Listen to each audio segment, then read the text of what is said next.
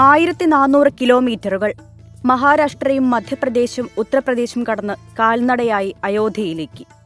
മുംബൈയിൽ നിന്നുള്ള ശബനം ഷെയ്ഖ് എന്ന മുസ്ലിം യുവതിയുടെ യാത്ര ലക്ഷ്യസ്ഥാനം കണ്ടിരിക്കുകയാണ്. 1425 കിലോമീറ്റർ 41 ദിവസം കൊണ്ട് താണ്ടിയാണ് ശബനം അയോധ്യയിലെത്തിയത്. 2023 ഡിസംബർ 28-നാണ് മുംബൈയിൽ നിന്ന് ശബനം അയോധ്യയിലേക്ക് കാൽനടയായി തന്റെ യാത്ര ആരംഭിച്ചത്. സുഹൃത്തുക്കളായ രമൺരാജ് ശർമ്മ, വിനീത് പാണ്ഡെ എന്നിവർക്കൊപ്പം ആരംഭിച്ച യാത്രയിൽ മുന്നിലുണ്ടായിരുന്നത് 1425 കിലോമീറ്റർ ദൂരം. നീണ്ട തീർത്ഥാടനത്തിന്റെ ക്ഷീണത്തിലും രാമനോടുള്ള ഭക്തിയാണ് തങ്ങളെ മുന്നോട്ട് നയിക്കുന്നതെന്ന് മൂവരും പറയുന്നു.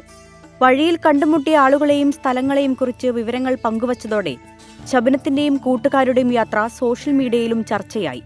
രാമനെ ആരാധിക്കാൻ ഹിന്ദുവായി ജനിക്കേണ്ടതില്ല എന്നാണ് ശബനം പറയുന്നത്. പകരം ഒരു നല്ല മനുഷ്യരായിരിക്കുക എന്നതാണ് പ്രധാനം.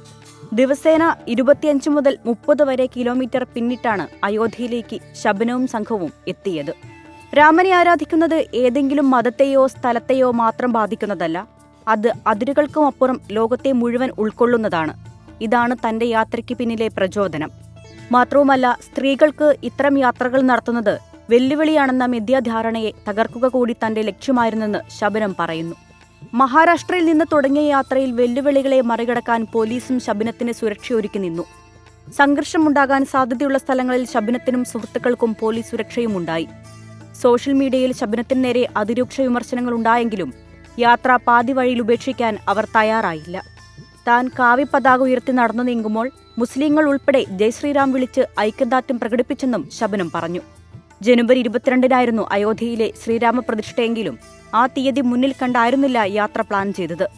തന്റെ യാത്രയ്ക്ക് മറ്റുദ്ദേശങ്ങളൊന്നുമില്ലെന്നും ആത്മീയമായ പൂർത്തീകരണം മാത്രമാണ് ലക്ഷ്യമെന്നും അവർ കൂട്ടിച്ചേർത്തു. അയോധ്യയിലെത്തിയ ശേഷം ഹനുമാൻ ഗാർഹി ക്ഷേത്രം സന്ദർശിച്ചതിന്റെ ചിത്രങ്ങളും ശബനം ഷെയ്ഖ് സോഷ്യൽ മീഡിയയിൽ പങ്കുവച്ചു. ഈ യാത്ര ഒട്ടും വെല്ലുവിളി നിറഞ്ഞതായിരുന്നില്ല. ഞാൻ പാകിസ്ഥാനിലോ ഇസ്ലാമിക രാജ്യത്തോ ആയിരുന്നെങ്കിൽ ഇത് സാധ്യമാകുമായിരുന്നില്ലെന്നും ഇന്ത്യയിലായതുകൊണ്ടാണ് യാത്ര സാധ്യമായതെന്നും ശബനം ഷെയ്ഖ് പറഞ്ഞു.